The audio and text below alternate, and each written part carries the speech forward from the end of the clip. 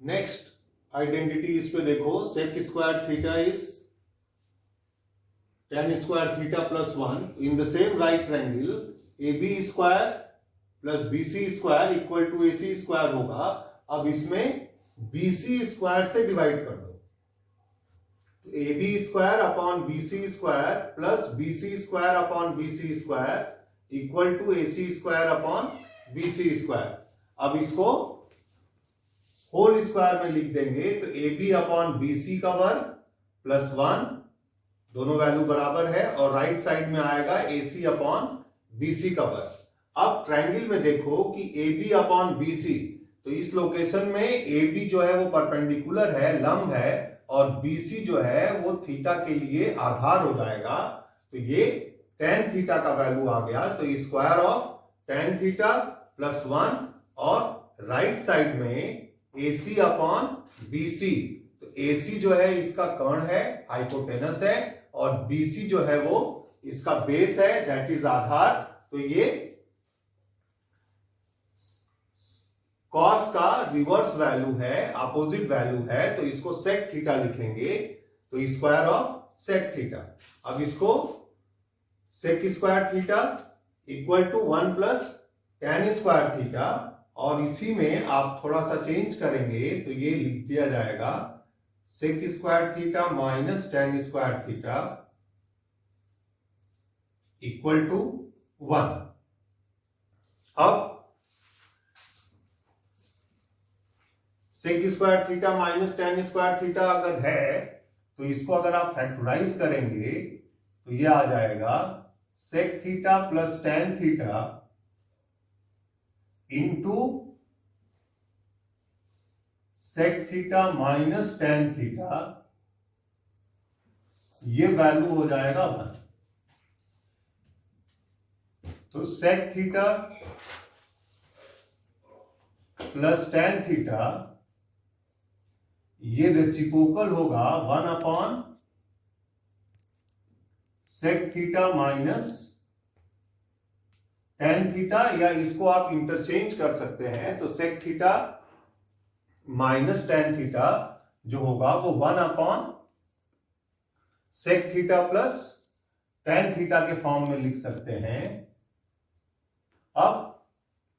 इसमें कन्वर्जन को थोड़ा सा अगर और चेंज कर दें आप, तो ये आ जाएगा square of tan theta equal to square of sec theta minus 1। अब इसको फैक्टराइज कर दोगे first square minus second square से, तो ये आ जाएगा sec theta minus 1 into sec theta plus 1। तो अगर ट्रांसफॉर्मेशन में जो भी रिजल्ट होगा, तो उसमें एक यूज तो आप पहला वाला कर सकते हैं ट्रांसफॉर्मेशन, और दूसरा जो आइडेंटिटी है उसी पे बेस्ड है। आप क्वेश्चन में देखेंगे कि कौन कैसे बदल रहा है।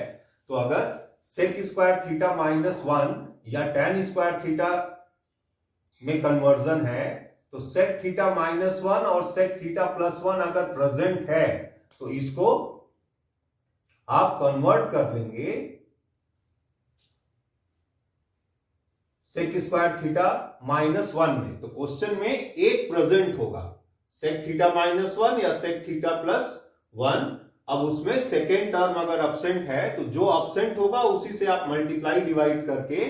इसको रीअरेंज करोगे, और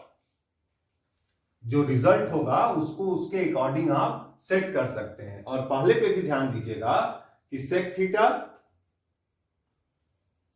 माइनस tan थीटा, इसी को इंटरचेंज कर देंगे, sec theta minus tan theta जो होगा वो sec 1 upon sec theta plus tan theta, उसके रेसिप्रोकल फॉर्म में आ जाएगा। तो ये रेसिप्रोकल वाले रिजल्ट को और कन्वर्जन वाले रिजल्ट को, तो ये स्क्वायर पे कन्वर्जन यहां पे अप्लाई हो रहा है। तो जो दो टर्म एब्सेंट है, प्रेजेंट है, उसमें से किसी एक पे आपको ध्यान देना होगा, और कन्वर्जन में क्या आ रहा है इस वैल्यू पे आप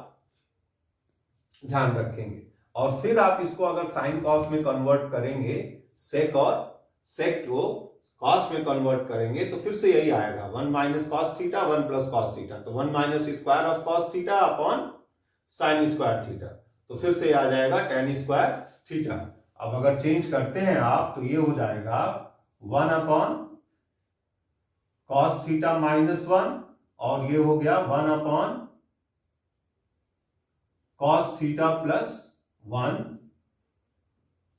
तो ये 1 माइनस कॉस थीटा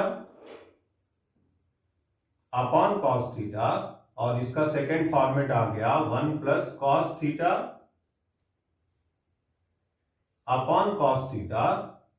तो न्यूमरेटर में a minus b a plus b दोनों है, तो ये आ जाएगा a square minus b square, तो 1 minus square of cos theta upon